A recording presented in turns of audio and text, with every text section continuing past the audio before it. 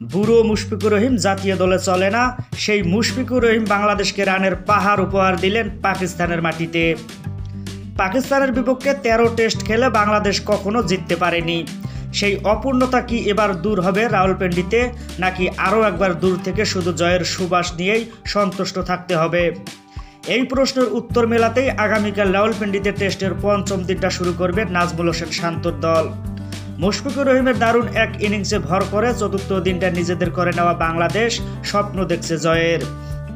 প্রথম জয়ের সেই স্বপ্ন পূরণে বোলারদের দিকেই তাকিয়ে পুরো বাংলাদেশ। মুশফিকের ১৯১ রানের ইনিংস ভর করে বাংলাদেশ নিজেদের ইতিহাস তৃতীয় সর্বোচ্চ ৫৬৫ রান করে। আর তাতেই পাকিস্তানের বিপক্ষে ১১৭ রানের লিড পেয়ে যায় বাংলাদেশ। পাকিস্তানের বিপক্ষে টেস্টের প্রথম ইনিংসের বাংলাদেশের সর্বোচ্চ লিড এটি। দিন শেষে সেটিও কমে হয়েছে ৯৪ রানে। বাংলাদেশ জিতে গেলে সেটি বড় খবরই হবে, পাকিস্তান যদি এই ম্যাচ জিতে সেটিও বড় খবরই হবে। চতুর্থ দিনে এসে ম্যাচের প্রথম ২ ইনিংস শেষ হয়েছে, সেই ম্যাচে কোনো দল জিততে তো হবেই, সেটিই বড় খবর। এই ম্যাচের ফলের ঘরে ডোরো না লিখতে বাংলাদেশ ও পাকিস্তান দুই দলকেই খুব বাজে খেলতে হবে শেষ দিনে। বাংলাদেশ দিনটা শুরু করেছিল ৫ উইকেট ৩১৬ রান নিয়ে। আগের দিনের ২ অপরাজিত ব্যাটসম্যান মুশফিকুর রহিম ও লিটন দাস বিচ্ছিন্ন হন দিনের খেলার নবম ওভারে।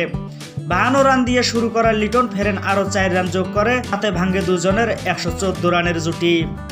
বাংলাদেশের ইনিংসের সবচেয়ে বড় জুটিটা হয় এরপরই। মেহেদী হাসান মিরাজকে নিয়ে ৭ম উইকেটে ১৯৬ রান যোগ করেন মুশফিক।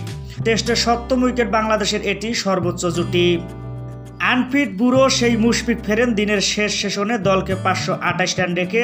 ৩৪১ বলের ইনিংসে ২২টি চার ও একটি ছক্কা মারা ব্যাটসম্যান ফেরার পর আরও ৩৭ রান যোগ করতে পারে বাংলাদেশ।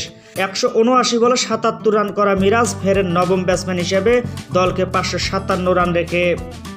এরপরে ৫৬৫ রানে থামে বাংলাদেশ।